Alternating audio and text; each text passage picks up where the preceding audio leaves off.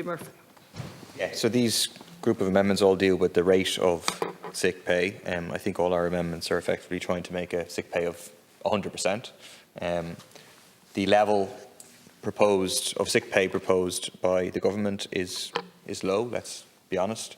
70% of pay up to a maximum of €110 a day. It means when we start, workers will get a maximum of €330 sick pay a year in the first year of the scheme.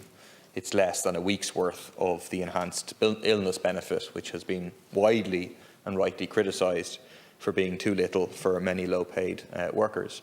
The bottom line point being that if workers are genuinely sick, we're accepting that, and they have a right to sick pay, well then why should it be less than our regular pay? You can't call your bank and say, oh, do you mind if I pay 70% of the mortgage this week because actually I'm off sick? You can't call your grocery shop and ask for the same deal. You can't pay your childcare fees. You know, people have lives built around certain income. If they're sick, they're presumably sick through no fault of their own, and they shouldn't be punished for that. Being sick alone is enough of a problem, and therefore we should be guaranteeing people 100% of their income so that they can continue to survive, their families can continue to survive on that basis. I'll leave it there to give space for others. Thanks, Deputies. I know some stakeholders believe that the rate of payment and an earnings cap should be set in the bill itself. I don't agree with that. Setting the rates by ministerial order allows for greater flexibility and will allow the rate to be revised as necessary in line with inflation, changing incomes and indeed changing politics.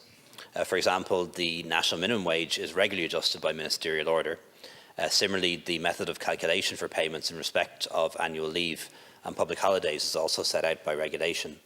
I think it's a sensible provision that allows the government and indeed future governments to respond to changing economic circumstances without having to make all changes by way of primary legislation. I've been clear in my medium-term plan, which is to set the rate at 70% of basic pay, capped at €110 a day. But obviously that will rise now as incomes are rising. And that makes sure that employers know what their obligations will be.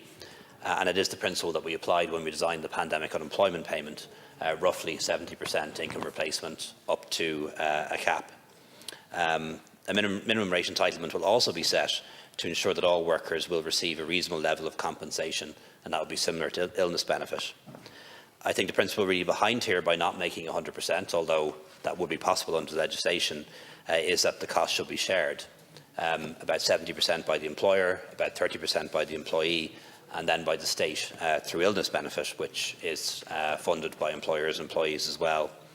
And I do need to bear in mind the very high cost that can arise for some employers, not just covering the 70% cost of somebody being out sick, but also the 100% cost of the person they have to replace, and perhaps the premium they have to pay on them on top of that. So this can be a very high cost for an employer, particularly if they have to pay and replace a member of staff. On GP card eligibility, and I take the point that's being made that many people on low incomes don't qualify for the GP card. And the solution to that, I think, is to increase very significantly eligibility for it over the next couple of years.